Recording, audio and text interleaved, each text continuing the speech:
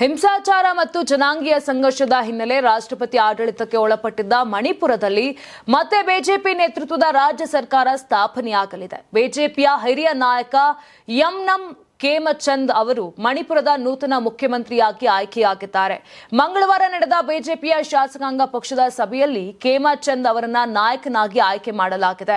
ಮಣಿಪುರದಲ್ಲಿ ನಡೆದ ದೀರ್ಘಕಾಲದ ಜನಾಂಗೀಯ ಹಿಂಸಾಚಾರದ ನಡುವೆ 2025ರ ಫೆಬ್ರವರಿ 9ರಂದು ಮುಖ್ಯಮಂತ್ರಿ ಎನ್ ಬೀರೇನ್ ಸಿಂಗ್ ರಾಜೀನಾಮೆಯನ್ನ ನೀಡಿದ್ರು. ಅಂದಿನಿಂದ ಈ ಹುದ್ದೆ ಖಾಲಿಯಾಗಿತ್ತು.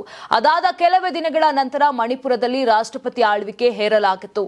ಬಿಜೆಪಿ ಶಾಸಕರ ಗುಂಪೊಂದು ದೆಹಲಿಗೆ ಬಂದು ಮಣಿಪುರದಲ್ಲಿ ಸರ್ಕಾರ ರಚನೆ ಕುರಿತು ಅಮಿತ್ ಶಾ ಸೇರಿದಂತೆ ಕೇಂದ್ರ ನಾಯಕರೊಂದಿಗೆ ಸುದೀರ್ಘ ಮಾತುಕತೆ ನಡೆಸಿದ್ದಾರೆ. ದೆಹಲಿಯ ಸಭೆ ನಂತರ ಮಣಿಪುರದ ಬಿಜೆಪಿಯ ಶಾಸಕಾಂಗ ಪಕ್ಷದ ನಾಯಕರಾಗಿ ಯಮ್ನಂ ಖೇಮಚಂದ್ ಸಿಂಗ್ ಅವರ ಹೆಸರನ್ನ ಘೋಷಿಸಲಾಯಿತು. ಖೇಮಚಂದ್ ಸಿಂಗ್ 2 ಬಾರಿ ಶಾಸಕರಾಗಿದ್ದಾರೆ. ಅವರು 2017ರಲ್ಲಿ ಮತ್ತು 2022ರಲ್ಲಿ ಸಿಂಗ್ ಜಾಮೇಯಿ ವಿಧಾನಸಭಾ ಕ್ಷೇತ್ರದಿಂದ ಸತತ 2 ಅವಧಿಗೆ ಆಯ್ಕೆಯಾಗಿದ್ದರು. 2017ರಿಂದ 2022ರವರೆಗೆ ಮಣಿಪುರ ವಿಧಾನಸಭೆ ಸ್ಪೀಕರ್ ಆಗಿ ಕಾರ್ಯನಿರ್ವಹಿಸುತ್ತಿದ್ದರು. 2022ರ ವಿಧಾನಸಭಾ ಚುನಾವಣೆಯ ನಂತರ ಖೇಮಚಂದ್ ಸಿಂಗ್ ಅವರನ್ನ 2ನೇ ಬಾರಿಗೆ ಬೀರೇನ್ ಸಿಂಗ್ ಸಂಪುಟಕ್ಕೆ ಸಚಿವರನ್ನಾಗಿ ನೇಮಿಸಲಾಯಿತು. ಅವರಿಗೆ ಗ್ರಾಮೀಣಾಭಿವೃದ್ಧಿ ಮತ್ತು ಪಂಚಾಯತ್ ರಾಜ್, ಪುರಸಭೆ ಆಡಳಿತ, ವಸತಿ ಅಭಿವೃದ್ಧಿ ಮತ್ತು ಶಿಕ್ಷಣ ಸೇರಿದಂತೆ ಹಲವಾರು ಖಾತೆಗಳನ್ನು ವಹಿಸಲಾಯಿತು.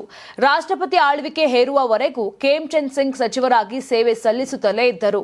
ಅಂತಾರಾಷ್ಟ್ರೀಯ ವಾಣಿಜ್ಯ ಮೇಳ 2026 ಫೆಬ್ರವರಿ 6, 7, 8ರಂದು ಬೆಂಗಳೂರಿನ ಅರಮನೆ ಮೈದಾನದ ತ್ರಿಪುರವಾಸಿನಿಯಲ್ಲಿ ಆಯೋಜಿಸುತ್ತಿದೆ. ಇದು ಕರ್ನಾಟಕ ಕೃಷಿ ಇಲಾಖೆ ಪ್ರಕಟಣೆ. ಯಾರಾಗ್ತಾರೆ ಎಂಎಲ್ಎ ಅಭ್ಯರ್ಥಿ 2028 ಶೀಘ್ರದಲ್ಲೇ. ಪ್ರತಿದಿನ ಒಂದೊಂದು ಕ್ಷೇತ್ರದ ಟಿಕೆಟ್ ಆಕಾಂಕ್ಷಿಗಳ ಸಂಪೂರ್ಣ ಮಾಹಿತಿ ಪೊಲಿಟಿಕಲ್ ಜರ್ನಲಿಸ್ಟ್ ಕೆಎಂ ಶಿವಕುಮಾರ್ ಅವರಿಂದ. ಕರ್ನಾಟಕದ ನಂಬರ್ 1 ಡಿಜಿಟಲ್ ಮೀಡಿಯಾ ನಿಮ್ಮ ನೆಚ್ಚಿನ ಕರ್ನಾಟಕ ಟಿವಿಯಲ್ಲಿ ಮಾತ್ರ.